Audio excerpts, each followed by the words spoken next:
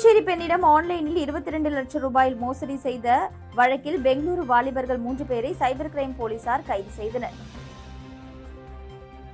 புதுச்சேரி செல்லிப்பட்டை சேர்ந்த பெண்ணை கடந்த செப்டம்பர் 23ஆம் தேதி வாட்ஸ்அப்பில் தொடர்பு கொண்ட மர்ம நபர் கொடுக்கும் டாஸ்கை முடித்தால் அதிக லாபம் கிடைக்கும் என்றார். அதை நம்பிய அப்பெண் மர்ம நபர் கூறிய வங்கிக் கணக்கிற்கு பல்வேறு தவணைகளில் 22,05,039 ரூபாயை செலுத்தி டாஸ்குகளை முடித்துள்ளார்.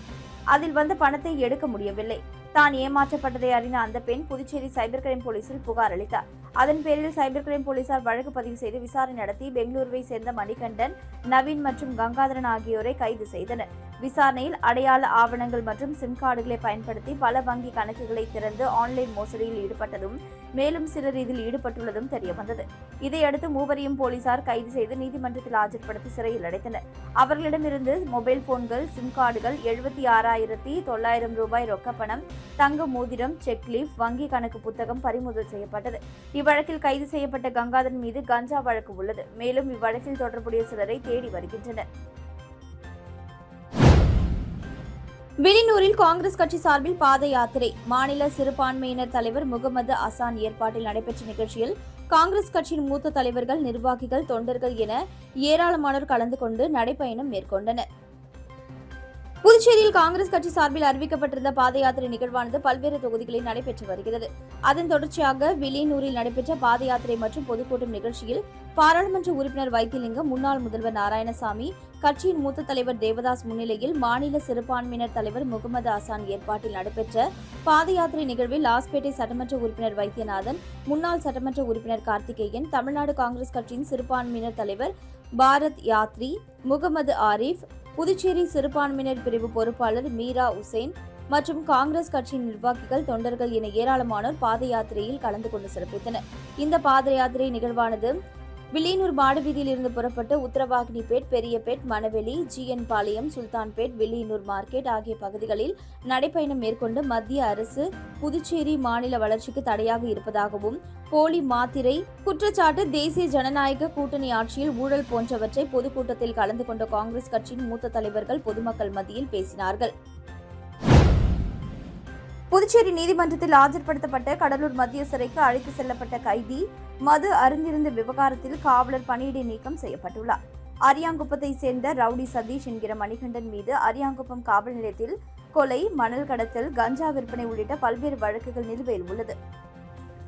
2020ஆம் ஆண்டு ரெட்டியார்பாளையம் ரவுடி கொட்டா ரமேஷ் சின்ன கோட்டக்குப்பத்தில் வெடிகுண்டு வீசி படுகொலை செய்யப்பட்ட வழக்கில் ஆயுள் தண்டனை விதிக்கப்பட்ட அவர் கடலூர் மத்திய சிறையில் அடைக்கப்பட்டுள்ளார்.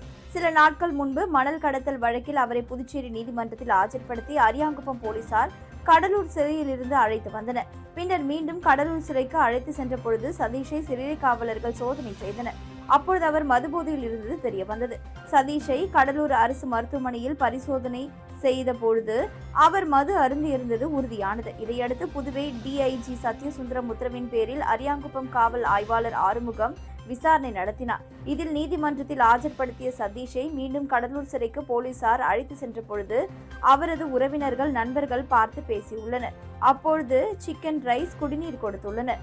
அந்த குடிநீரில் மதுவை கலந்து கொடுத்தது தெரிய வந்தது. இது குறித்து அறிக்கையை ஆய்வாளர் ஆறுமுகம் தாக்கல் செய்தார். இதையடுத்து கைதியின் பாதுகாப்பிற்கு சென்ற காவலர் தேவரஞ்சித்தை பணியிடை நீக்கம் செய்து புதுச்சேரி காவல் தலைமையகம் உத்தரவிட்டுள்ளது. ஊழியர்கள் முதல் அதிகாரிகள் வரை அர்ப்பணிப்புடன் பணிபுரிந்தால் கூட்டுறவுத்துறையை லாபகரமாக இயக்கலாம் என கூட்டுறவு பதிவாளர் சங்கங்களின் பதிவாளர் இளங்கோவன் தெரிவித்துள்ளார். புதுவை மாநில கூட்டுறவு ஒன்றியத்தின் பொதுக்குழு கூட்டம் கூட்டுறவு ஒன்றிய கருத்தரங்க வளாகத்தில் மிக சிறப்பாக நடைபெற்றது. இவ்விழாவில் சிறப்பு விருந்தினராக கூட்டுறவு சங்கங்களின் பதிவாளர் இளங்கோவன் மற்றும் கூட்டுறவு சங்கங்களின் இணை பதிவாளர் சாரங்கமணி ஆகியோர் குத்துவிளக்கேற்றி விழாவினை துவக்கி வைத்தனர். புதுவை மாநில கூட்டுறவு ஒன்றியத்தின் மேலாண் இயக்குநர் வீர வெங்கடேஸ்வரி வரவேற்புரையாற்றினார்.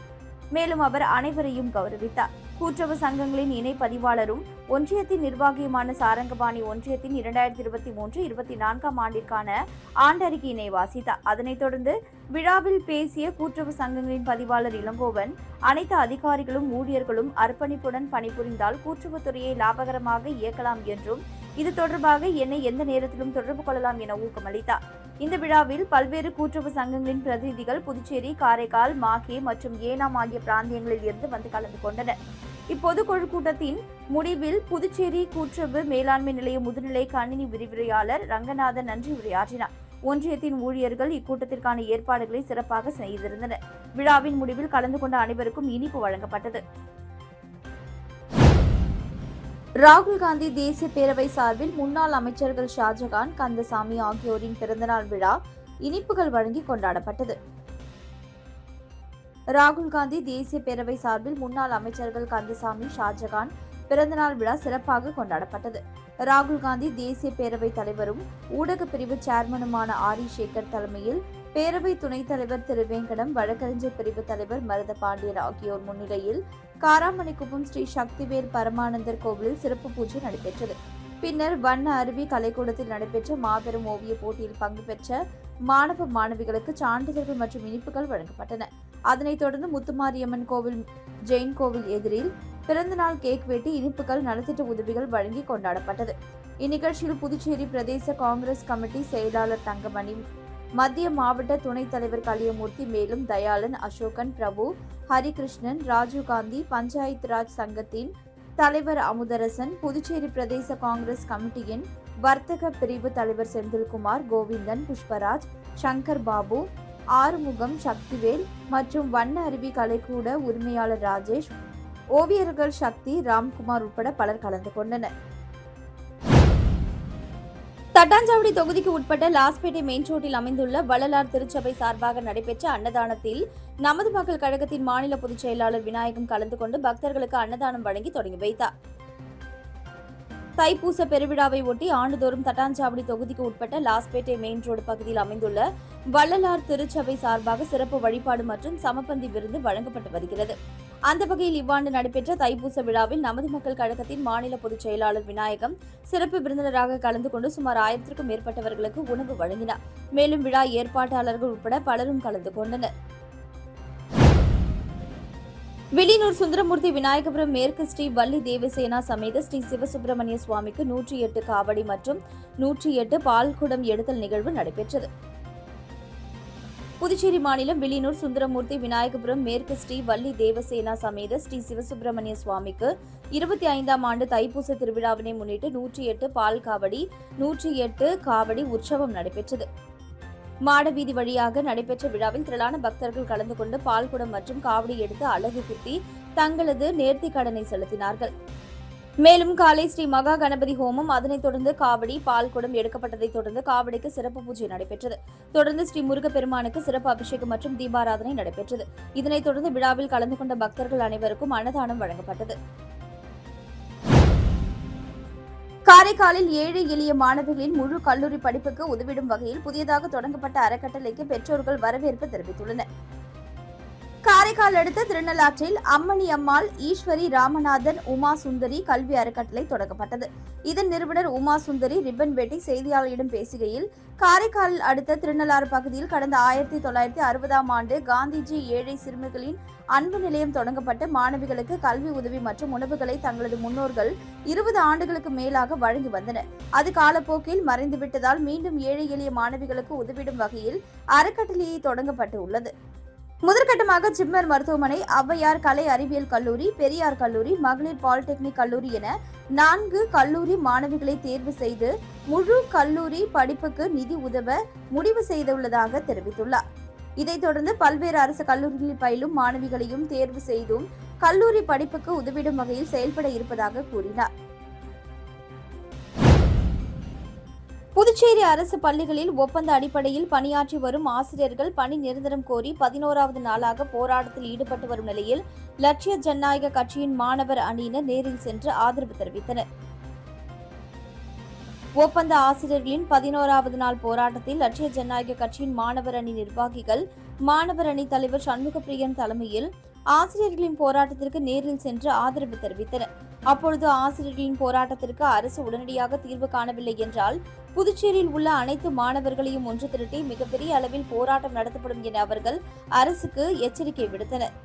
இதனிடையே ஆசிரியர்கள் போராட்டம் நடத்தும் கல்வித்துறை வளாகத்திற்கு வந்த லட்சிய ஜனநாயக கட்சியின் பொதுச் செயலாளர் பிரபாகரன், மண்டல பொதுச் செயலாளர் சுரேஷ் மற்றும் இணை பொருளாளர் ஆயுப் கான் ஆகியோர் ஆசிரியர்கள் போராட்டத்திற்கு உடனடியாக தீர்வு காணவும் அவர்களை பணி நிரந்தரம் செய்ய வேண்டியும் மத்திய அமைச்சர் மன்சுக் மாண்டவியாவை சந்தித்து லட்சிய ஜனநாயக கட்சியின் சார்பில் மனு அளிக்கப்பட்டது.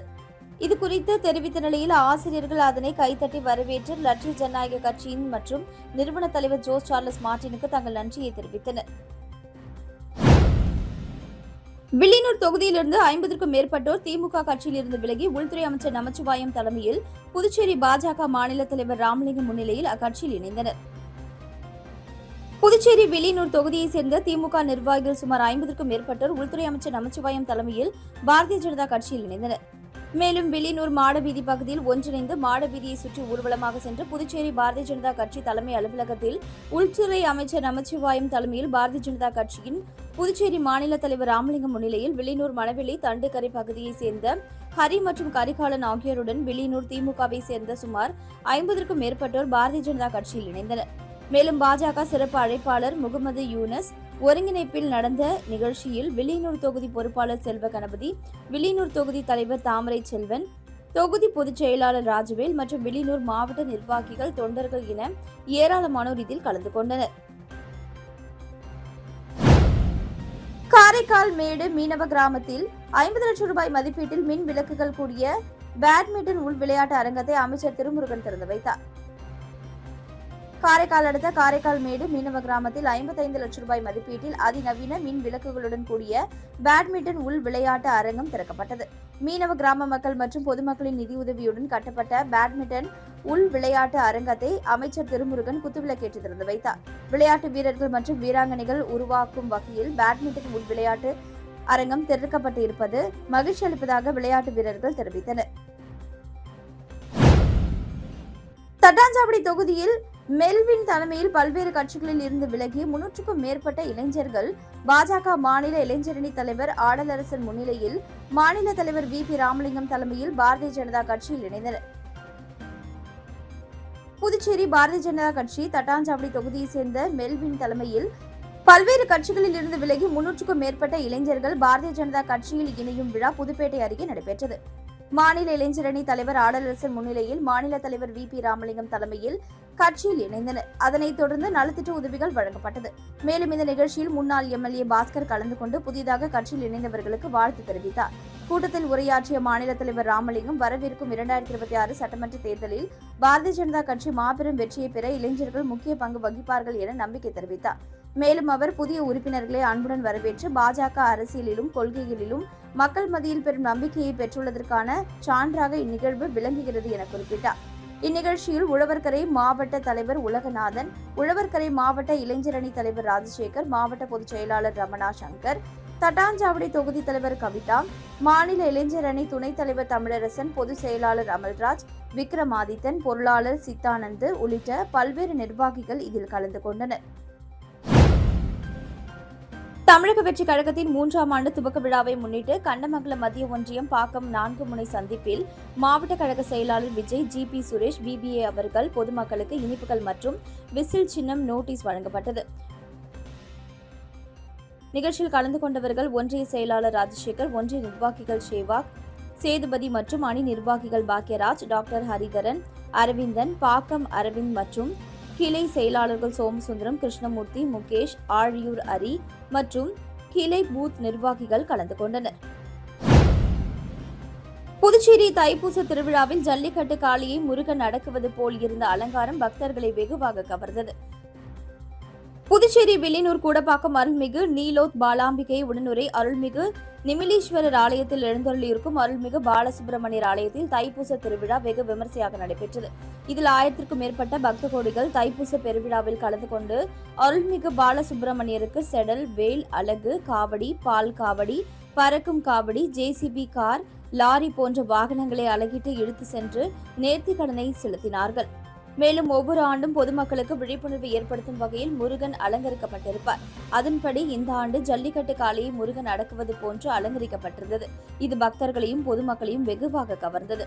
அதனைத் தொடர்ந்து மதியம் 12 மணி அளவில் 5000க்கும் மேற்பட்ட பக்தர்களுக்கு அறுசுவை அன்னதானம் வழங்கப்பட்டது. கணுவாய்பேட்டை கப்பக்கார் தெருவில் அமைந்துள்ள ஸ்ரீ கற்பக விநாயகர் ஆலயத்தில் தைப்பூச திருவிழாவை ஒட்டி காவடி எடுத்து பக்தர்கள் நேர்த்திக் கடன் செலுத்தினர். வில்லியனூர் கணுவாப்பேட்டை கப்பக்கார் தெருவில் அமைந்துள்ள ஸ்ரீ கற்பக விநாயகர் ஆலயத்தில் தைப்பூச திருவிழா சிறப்பாக நடைபெற்றது. இதனை ஒட்டி அதிகாலை முதலே சிறப்பு அபிஷேகங்கள், அலங்காரங்கள், பூஜைகள், நெய்வேத்தியங்கள் மற்றும் தீபாராதனைகள் நடத்தப்பட்டன. தொடர்ந்து ஸ்ரீ கற்பக விநாயகர் சிறப்பு மலர் அலங்காரத்தில் பக்தர்களுக்கு காட்சியளித்தார். திருவிழாவில் கணுவாப்பேட்டை, வில்லியனூர் மற்றும் அதனை சுற்றியுள்ள பகுதியில் இருந்து ஏராளமான பக்தர்கள் குடும்பத்துடன் கலந்து கொண்டு விநாயகர் பெருமானை வழிபட்டு அவரது திருவருளை பெற்றனர். இந்த தைப்பூச திருவிழா நிகழ்ச்சி ஸ்ரீ கற்பக விநாயகர் ஆலய நிர்வாகம் மற்றும் கணுவாய்பேட்டை கப்பக்கார் தெரு பொதுமக்கள் செய்திருந்தனர்.